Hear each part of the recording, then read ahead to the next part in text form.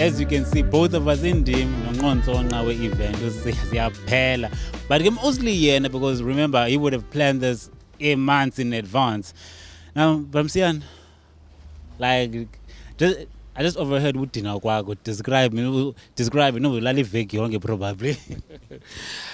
Look, it has been a very demanding week, and we had a lot of places to go to, and it was demanding.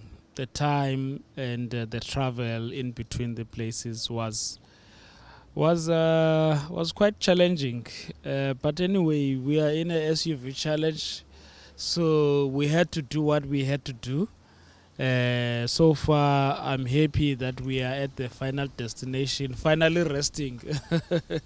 Now, guys, you may not understand this, but events such as these, there's a lot that goes wrong. Your biggest challenges for when in this event? You know, the biggest challenge would have been was around the issue of logistics, in terms of getting everything that needs to be in a place, and also making sure that what must happen without hiccups. Remember, everything was about on being done on time, and ensuring that where we had said we're gonna go, we do eventually go, even if we could be 2 hours later. But what was important is that we actually eventually get to those places. So the logistical support around that, because some of the crew members had to come and travel with us to areas which were not areas that were included in the program. But as well, the fact that we had the support of the local municipalities, it made our job to be much more easier, because we were working with a lot of local service providers, ensuring that the SUV Challenge empowers entrepreneurs around the areas. So the coordination was the biggest part of it, because we had over 61 or 70 cars that were participating in the SUV Challenge. Now you can imagine how is it to manage those cars. You know, that was the longest convoy I've ever been into. But it worked out very well. The participants were compliant, and also they were actually mindful of all the road safety awareness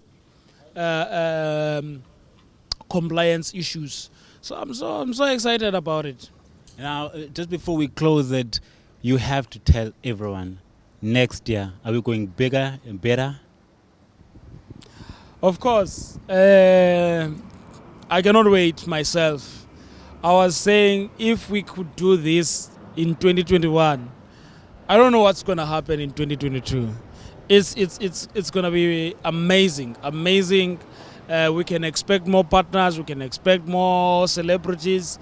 We can export more cars, because we want to showcase the Eastern Cape. We want to tell the Eastern Cape story.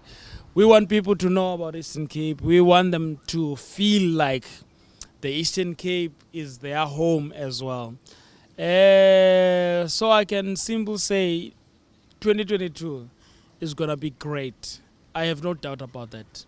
And we all learn when I'm saying, but you know, what's the one thing you felt when you could have done better? Because look, guys, it was an epic, awesome event. But you know, Usia is a perfectionist, because he wants to make sure, but guys, if it is happening 8, you know, logistics is in general, but there's one thing, if we can. Look, the time management issue, as yet indicated, is an issue that I think that we can work around it, because we had so many stopovers, and now it meant that we give a little time on this other stopover and we give more time to the other.